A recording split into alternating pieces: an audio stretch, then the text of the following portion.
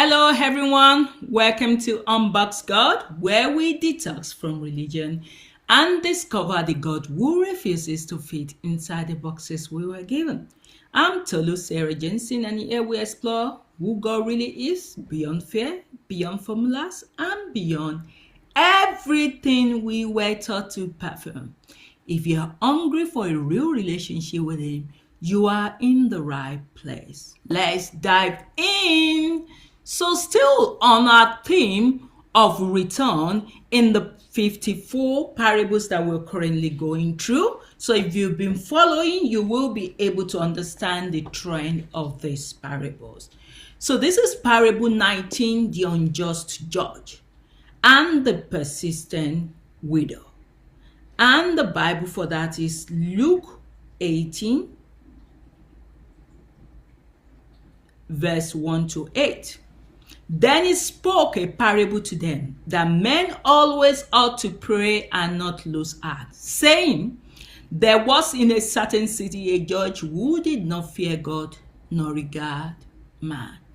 Now there was a widow in that city, and she came to him, saying, get justice for me from my adversary. And he would not for a while, but afterward he said within himself, though I do not fear God nor regard man, yet because this widow troubles me, I will avenge her, lest by her continual coming she weary me. Then the Lord said, hear what the unjust judge said. And shall God not avenge his own elect, who cry out day and night to him? Though he bears long with them, I tell you that he will avenge them speedily. Nevertheless, when the Son of Man comes, will he really find faith on the earth? Wow, that is powerful. Yes, so by this point in the return theme, Jesus has been steadily restoring our picture of the Father. Friend, at midnight you can knock boldly.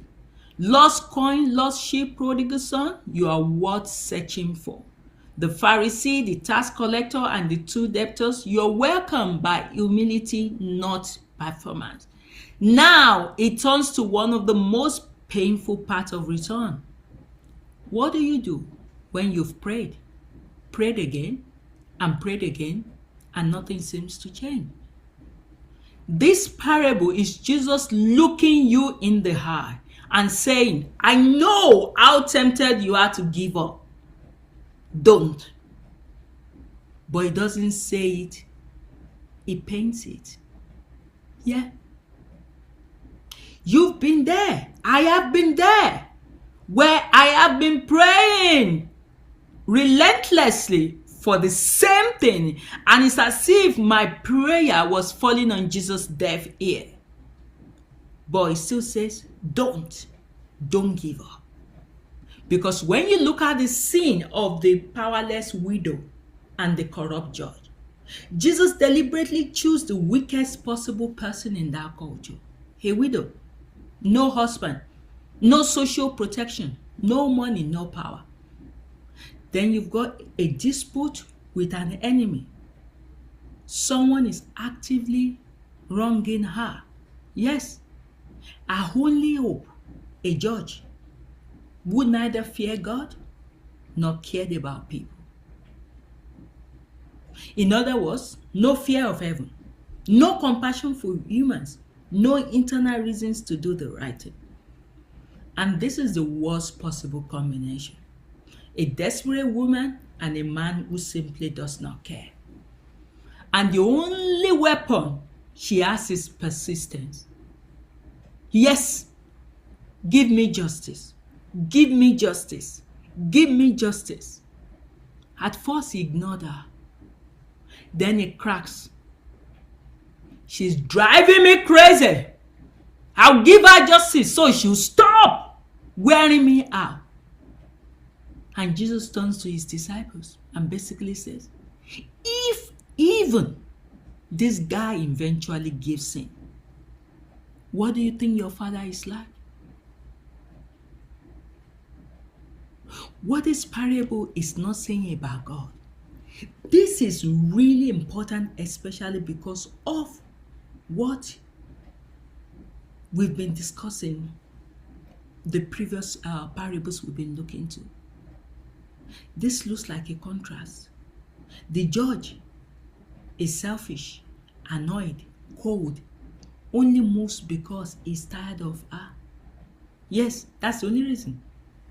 But the father is loving, attentive, deeply just, never moves out of irritation, only out of wisdom and love.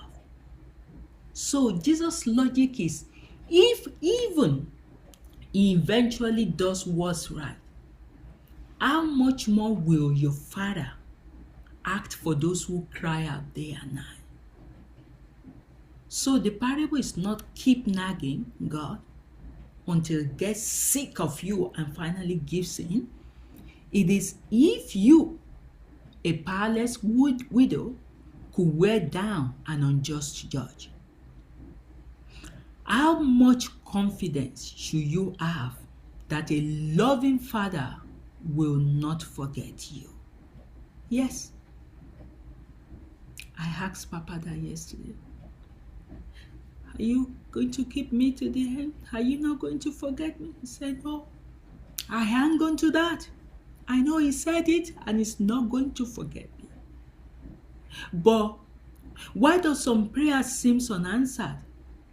Lack of faith in his willingness to move. Yes, praying like a formality, but inside you are sure nothing will happen. Yes, you're feeling unworthy, so you almost cancel your own prayer as you say it because there's no faith in it. Not abiding in him, wanting the promise, ask whatever you wish, but not living in his teachings, his parables, his commandments that we've been teaching. Only about a small percentage of believers live in that place of deep alignment. And of course, wrong motive, like it was said in James 4:3, that you may spend it on your own pleasure, praying for promotion of money for purely ego, status, or indulgence. Prayers that, if answered, will quietly pull you further from intimacy.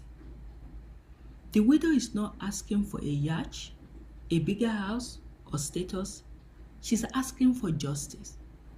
So this parable especially covers prayers for what is right, cries for injustice to be addressed, long-term intercession for people and situations that truly matter in the kingdom. And here Jesus is saying, where the request is right and the heart is right and the persistence is real, do not conclude, my silence means I do not care. Do you want me to say it again? Jesus is saying, where the request is right and the heart is right and the persistence is real, do not conclude that his silence means he does not care, because that's not the case. There's always a timing for everything. We don't know that timing, and because we don't know that timing, it's very difficult sometimes to wait. But tell me, no one has waited so long for two people. My husband waited all of his 40 years on her. The same prayer. Break me forth. Let me be able to provide for my family. Let me be able to be successful in this. Someone that committed is as someone that is God's friend. And if no response, but he never thought. Papa's silence means he does not care. He understands that he knows best. Because his request was right, his heart was right, and his persistence was real. He never gave up until his last breath. He continued to try different businesses, continued to spend money, go all over again. And I am so encouraged by his bravery, by his strength, by his resilience, by his faith, by his persistence. And the same is Matthew Robope. For 30 years plus, asking for the same thing. Give me a wife, give me a wife, give me a wife. No wife. But he never conclude that God's silence means he does not care. He knows he cares. He knows he is loved. So, what is the danger of forcing our own will? You and Jesus talk. Jesus has said so many times that there is a time for everything. There is a time that heaven has laid down. But the issue is we don't know the time. And it's very difficult. Sometimes you want to force your own will. Because Jesus said about a story which happened to Matthew. He talked about that girl at McDonald's. She had been praying persistently like the widow, but she was praying for something outside God's desire for her. Persistence in her case was tipping into trying to force heaven's hand.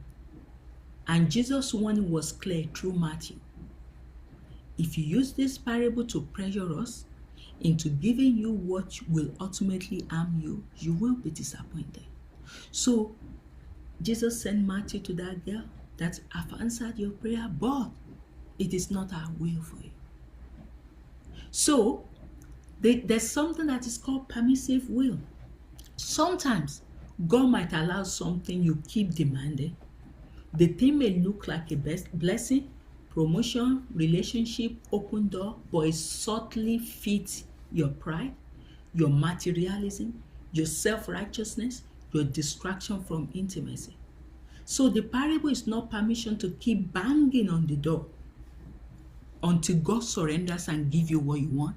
It is an invitation to persist in what aligns with his heart, especially justice, salvation, restoration, kingdom purposes, love, and learn to lay down what does not carry his peace. Yes, you need to be his voice. You need to be his hands that he can walk through. You need to persist in praying for others, in being a blessing for others. You note about Matthew's mom.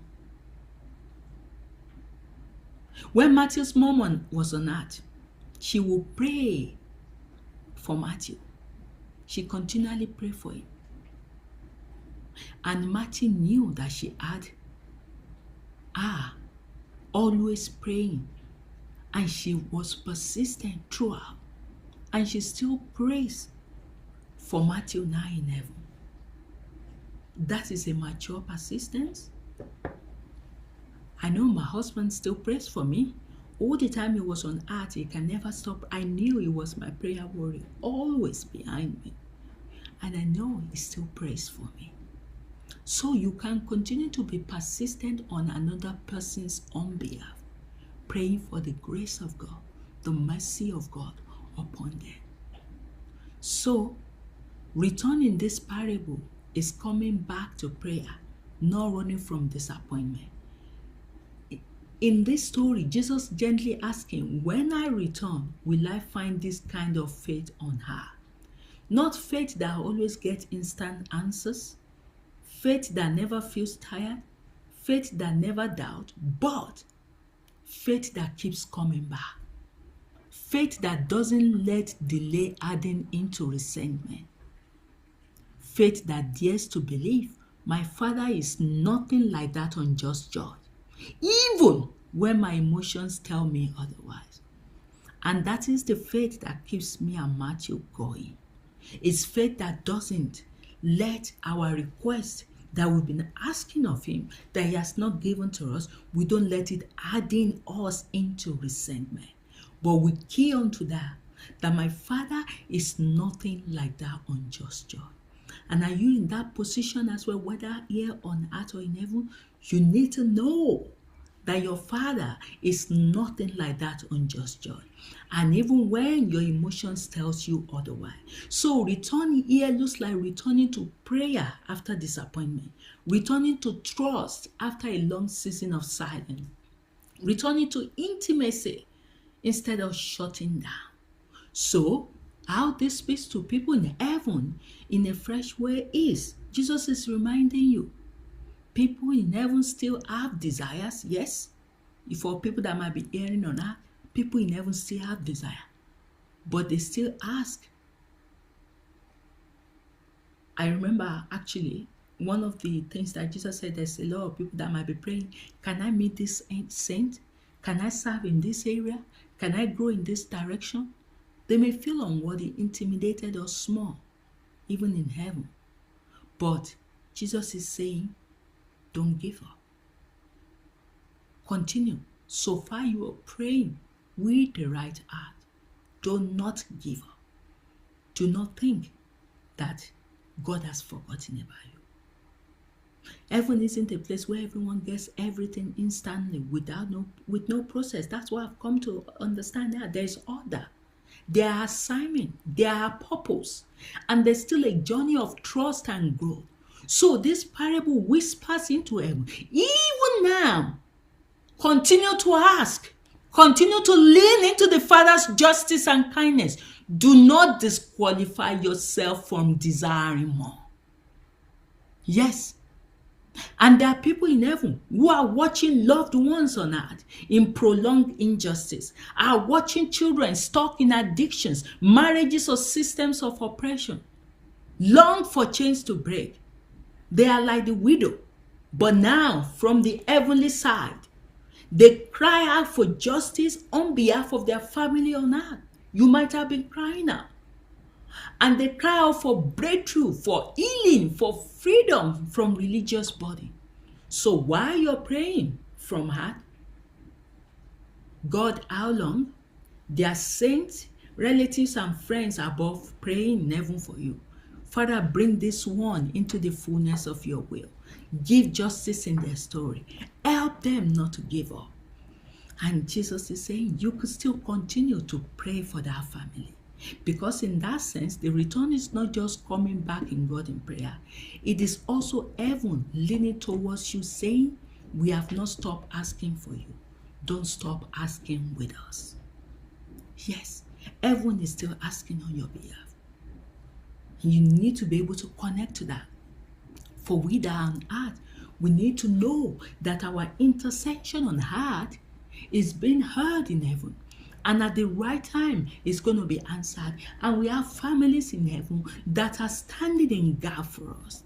And we need to know that they've not stopped asking. That we have not stopped asking, and heaven is still on our case. We might not receive it till eternity, that thing that you are asking of, but Papa will give you a sense of peace. Jesus will give you a sense of peace that sets you free. And let's close this with this simple analogy. The good parent and two requests. Picture a parent with a child. The child asks for two things. Help me, they are bullying me at school. Second thing, give me 3 kgs of sweet for dinner every night. A good parent will respond quickly, fiercely, and wisely to the first request. Say a clear, loving no to the second. Yes, now imagine the child asking every day, every hour for this 3 kg of sweet. A bad parent might eventually say, fine, whatever, for peace and quiet, take it. But a good parent won't. Persistence in a good request, the parent stands with the child. Persistent in a harmful request, the parent protects the child from what they want. So the kingdom is like that. The widow's cry is like request. Do what's right in this situation. Some of our prayers are like requests too. Yes, the widow's request is like the request one. Yes, and in the right time, heaven did what was right in this situation. And some of our prayers are like the request too. Give me what will quietly destroy me. So the parable is Jesus training us to tell the difference, how to work this out by leaning on the Holy Spirit.